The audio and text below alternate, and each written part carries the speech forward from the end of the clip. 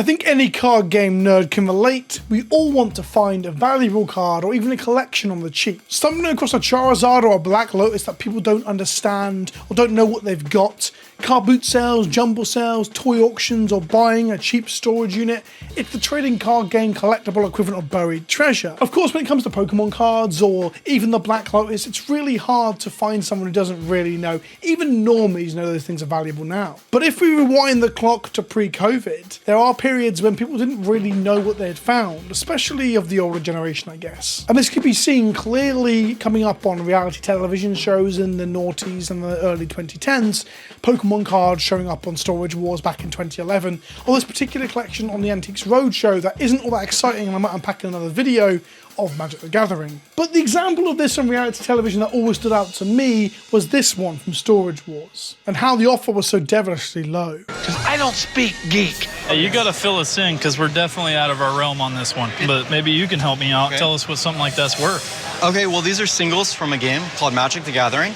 Wow, this? I've seen one of those. These cards are extremely collectible here. That's awesome. You came across a great treasure right here, guys. The geeks are really nerding out. That's gotta be a good sign. For these three, I would pay you $600. $650 and we throw in the comments. The comments on this particular clip are pretty fun. He just robbed that man. I love how 3 pieces of power end up in a pile of random junk.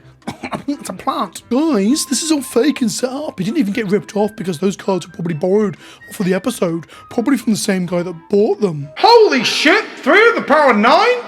And this one by Darth Aureus, where he explains that a Lotus, he'd love to see them find out that it's $5,000 or $6,000. Thanks, Darth Aureus. I'm glad you told us what a BSA 10 Black Lotus was 6 years ago. 6 years after this episode aired. Cheers, dude. Super helpful. I'm really glad you don't know how to read dates. So I'm going to talk about this particular example of storage. But before we get too far into it, here's some engagement bait. Tell me in the comment section below the best deal you ever got. The cheapest valuable trading card you ever bought. Or the worst deal you skipped out on and regret. So as you might have guessed, the story of a vendor buying a Black Lotus and 2 bits of power for $700 wasn't quite like it first seems. Hi, my name is Matthew Murphy. I am the owner of Shuffle and Cut Games here in Orange County, California, and in 2012 I was featured on an episode of Storage Wars.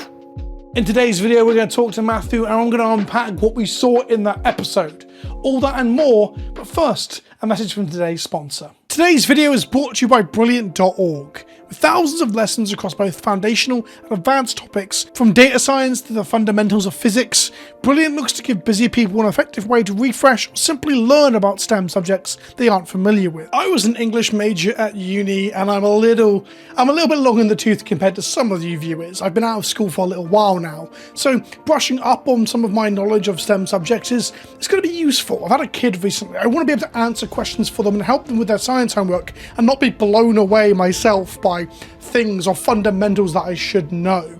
In some ways, I feel like this is kind of my duty as a parent. I didn't know that water in a pan stopped going up in temperature after it was boiled. Yes, I'm taking some more fundamental classes than some of you will. Brilliant allows me to do a little bit of learning every day with manageable bite-sized sessions and clear set goals designed for busy people with full schedules. Try everything Brilliant has to offer for free with a full 30-day trial today. Visit the link in the description below, and the first 200 people to do so get 20% off their annual Brilliant subscription. Thanks to Brilliant for sponsoring this video. Let's get people up to speed on Storage Wars, an American reality television series that aired from 2010 to 2019, where people buy abandoned storage lockers at auction and attempt to flip the content for a profit. Daryl Sheets, the Storage Wars cast member in the video, ended up making his fortune opening a storage locker with rare art in it, and some comic books too, I think, and making the better part of $1 million from the art. The dream for any aspiring Del Boy or Steptoe and Son.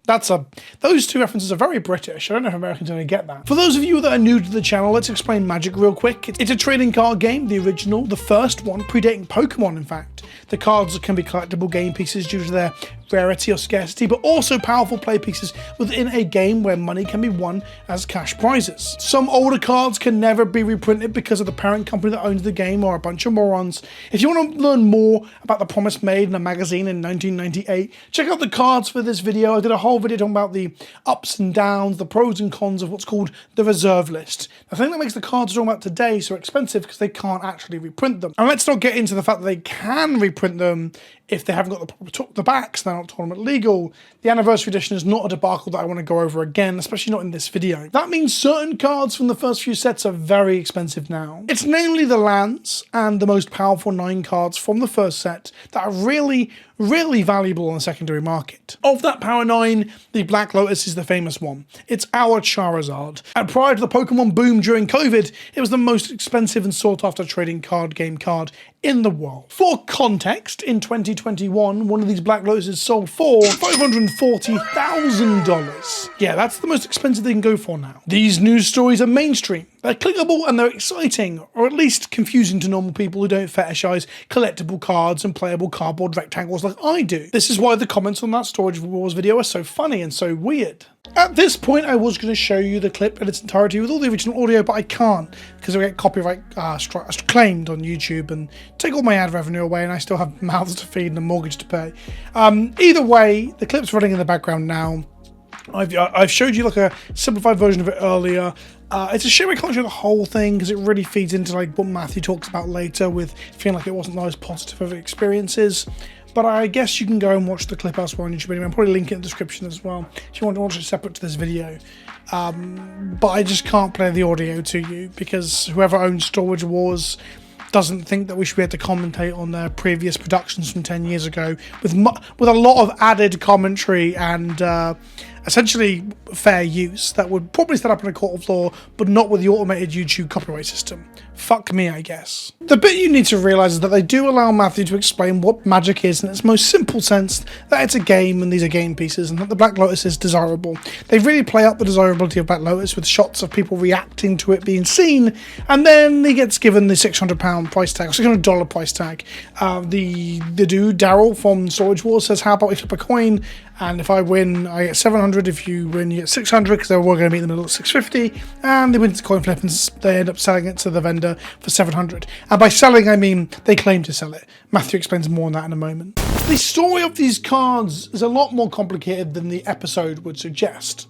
So one day we were at our booth at the Frank & Son Collectible Show in the City of Industry, and I was approached by a producer for Storage Wars who asked if I was interested in buying some Magic cards that were found in a storage locker. We went through a test, and then after a couple of months, we did a quick little filming and appraisal for some cards that were found. It is not unusual for game stores or vendors to buy cards at events, even high-end stuff if they have enough cash available on site. Now, it's not every day that someone approaches you from a TV show to talk to you about buying cards. The producers did bring us real Magic cards, including a real Unlimited Black Lotus that was pretty heavily played, almost damaged. There was a couple of collector's edition power pieces in there, and then the rest of the cards were some recently cards from Innistrad, I believe, Dark Ascension, some newer sets that were put into a binder in a shoebox. And this is where the first alarm bells for is this all fake starts to ring out, right? The box is full of, at the time, draft chaff. New cards open from boosters that have no value, so they're kept perhaps to be played with in some capacity if they've got commons and uncommons that are worth picking out to play with, but it's not stuff that's valuable. And it's all current to the year 2012 when this all happened. Dark Ascension had just landed on store shelves in the February of that year. Why would there be so many new cards and then randomly 3 sought after cards from 1994 in amongst all that? And then many of the newer cards in there were actually only a couple of months old. So from my perspective, I would say that they probably were not left in a storage unit, and that's just my opinion. I don't know about you, but everyone else in my F&M and people playing Dark Ascension back then in 2012 still knew how valuable a Lotus was. Several thousands even for like a beaten up alpha and stuff at the time. So why would people put them in a little sandwich baggie at the front of their folder? It makes no sense. You also put your most prized and expensive ones at the front, not random commons like we saw in this as well. It's a very weird folder. Either the person doing it didn't really have much of a clue and probably wouldn't have owned power, or they've just slipped them in. In fact, when they brought the cards to us, I did mention to the producer that it really looked awkward, almost planted, because all the cards were newer and sort of well taken care of, and the 3 expensive cards that would be someone's prized possessions were left in sort of a pencil pouch in the middle of this binder. It just looked very odd for a typical Magic collection, or even a collection of someone who would know that that card was worth quite a bit of money. Generally, when collections come to us as dealers, we can look at it and it's almost like a snapshot of a player's time playing Magic. Generally, you can tell whether a player is a high-level player, whether a player is casual, generally around the times that they played, how and when they bought their cards. Most collections come in and you can kind of gauge a lot about the person through their collection. Something to understand about the Clip from Storage Wars that we're looking at is that the Black Lotus itself there is really beaten up, and the condition of a card affects its price. I don't think I have to explain that, but I probably should probably mention that at least. Not only is it beaten up, but it's not an alpha. So the cards were brought to us, I want to say the springtime of 2012. So it was right after Dark Ascension was released. I believe it was before Avacyn Restore was released. At the time, what we did is for power cards, we would look on eBay sold listings, and we would take a sold listing and generally offer about 80% of a sold listing. So at the time, that condition Black Lotus was selling for about $750, and the collector's edition pieces were only about $50 because they weren't seen as playable or usable in many formats or even collectible. So at the time, we were looking at about $825 to $850 worth of cards. So at the time, we offered about $600 was our initial offer. We ended up paying $700. At the time, it would have been a very fair offer, I think, from most dealers. One of the things I look back on, and I think maybe I got into my head, is I realized I probably should have just made some outlandish offer. It was never a deal that was going to go through. I knew we weren't going to buy the cards. And ultimately, I could have just made up some massive number, and it would never have mattered knowing that this episode would continue to air for 10 years. But the reality is, I didn't think this episode would air for 10 years. In reality, I thought what I was doing was being very transparent in how generally Magic dealers buy cards. Looking back, I realized this is TV. It was scripted in some ways, and I probably misjudged the whole situation. And really, instead of acting like a true transaction, I probably should have embellished quite a bit more. Black Lotus as a card was reprinted twice into two different sets after Alpha, prior to becoming a no-go print with the reserve list promise. Unlimited is the least desirable because there's just more of them and they're also white border. In today's world, our cheapest Alpha Lotus ungraded and beat up on card market in Europe right now is 30,000 euros, where an unlimited one you can pick up around starting at 8,000 euros. The other two bits of power in this clip are also several hundred or several thousand, depending on which ones you're looking at, which printings, but these ones here are not the desirable printings. These are what are called collector's editions. These are reissues of the original cards with gold backs. They are not tournament legal, cannot be played in events, and they were printed as part of a pre-constructed, non-randomized deck that could be bought to commemorate the big tournament winners of the day. These were cool and everything, but they were never really that valuable up until more recently, with the rise of Commando, a casual format with no tournament play, and the normalization of proxies. A proxy is a card that represents a real card. So if a real printed Magic card, and I could just draw on a land saying it's that card, and most people will be okay with that in the modern day. The gold border ones are the fanciest proxy you can get. They're official proxies in a way. The old use for gold border was to keep it in your folder and take it to F&M. People were like, holy shit, when did you get I don't know, a Richardson Port or a piece of power or whatever? And you're like, oh, no. It's gold border, and you pull it out and show them. They've only started to gather value in the last, 5 years or so, maybe 10. Probably less than 10. Do you think that some showmanship might have made the community react worse, perhaps? Especially as you are a legitimate store owner, right? So at the time, the reason it got into my head and I thought about it and went with a traditional, like, let's make this real as opposed to embellished, came down to the fact that I was a dealer and I did buy cards, and I did know that this was going to air and that this would bring some exposure to our business. And I was afraid that people were going to come to us, bring us these cards, and then expect these outlandish offers that I could have made, and really disappointed a lot more people. And so I thought if I kept it more real, that it actually would have come off better. And I think in reality, it actually made things a lot worse. Matthew had mentioned there had been some backlash and some quite big negativity from the Magic community. You can see it in the comments of the YouTube video and of the YouTube video that's the re-upload of the clip, and the Reddit thread associated with this as well. People calling him a rip-off merchant, or people acting like they know him when they probably don't, and conspiring to say that he was flown in across the country and all this sort of stuff. Just fucking nonsense. The bad vibes probably comes from the fact that the show absolutely ignores the context for the transaction, and even people well versed in Magic might miss that these are collector's edition printings, or that the condition of the Black Lotus is severely heavily beaten the shit out of. A lot of context was stripped out, more was recorded, more things were asked, more things were answered, more things were explained, but they weren't shown in the final product. When the whole thing started, it was several months from the time that we actually filmed to the time that it actually aired, and then even then, most people probably didn't see it for several months. So a lot of people probably didn't see it for 6 months, a year, 2 years from the time we filmed it. In that time, Magic had gone through some pretty explosive growth. And so even when it originally aired, I think the card had probably gone up probably closer to $900. So we had seen a small bump. So by the time the episode had aired, even though the card really hadn't changed, I think that because they didn't really explain the condition of the card, they didn't explain the other two pieces of power being collector's edition, basically reprints, many people just saw 3 really expensive cards on TV and saw a offer that they thought was just not fair. And in reality, what was shown on TV, it really did not look good. But when you are able to understand that 2 of the cards, again, were collector's edition, and that Lotus was extremely heavily played, it does skew the value quite a bit. The episode is called Sheets and Geeks, and with the dialogue and the lines like this one, I don't speak geek. I don't think the episode was looking to rehabilitate the viewpoint or the perception of geeks and nerds and people into this stuff for the normies. It's an entertainment show where we are the butt of the joke, and ultimately that's okay, it's not that harmful, but it's a bit of a pain when people like Matthew and his store and things like that are used as a prop or a plot point as opposed to being respected by the show utilising them. That said, Matthew is pretty self-reflective on the fact that it might just have been how he came across on camera that led to this narrative emerging in the edit. Looking back, it could have been me. I mean, I could have not presented a really well concise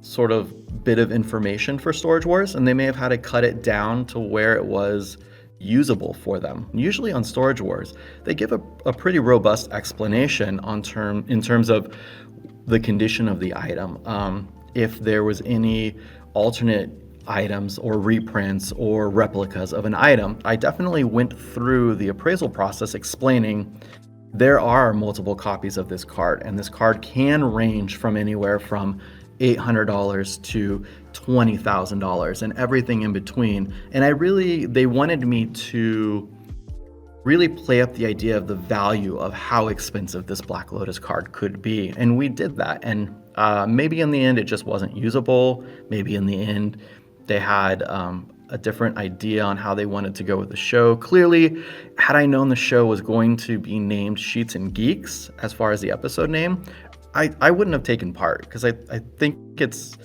pretty negative context for the community as a whole, and I think that they did present it in a pretty negative way. Reality television builds narratives. I don't think I need to explain this to a modern audience. These shows are looking to tell a story that keeps people engaged, keeps people coming back, makes people feel there was a payoff, Act A, Act B, Act C.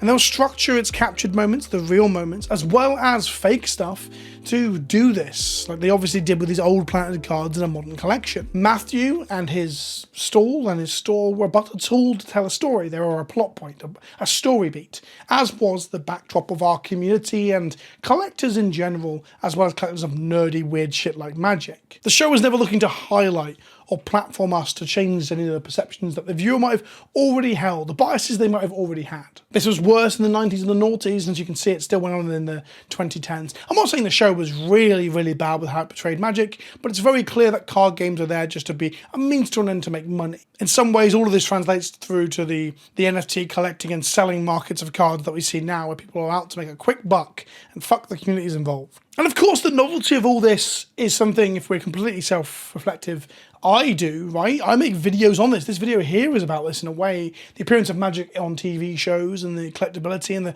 high cost of sales of cards by Post Malone or the most expensive Lotus ever sold. I do videos on that stuff too. But it's interesting. It is interesting. Some people find that part interesting. But when you do that kind of thing, you've got to be careful to treat the subject and the people involved with said subject with some respect, even if it's not your native niche. I've poked fun at the badly aged MTV ad spots for Magic I did last year. They'll be on the channel if you want to check them out. And I've poked fun at people involved in this sort of stuff in the past, but you need to be careful to do it in a way that doesn't frame the whole thing in a bad light. And this is why this spot in particular and this clip feels so cringe and aged poorly. It's because it treats the nerd communities with a bit of reverence without ever showing its due respect. And I asked Matthew, would he ever do it again? Was it a positive experience? I probably would not appear again on reality TV or TV as a whole. I think I've learned about myself that I don't work well in that environment.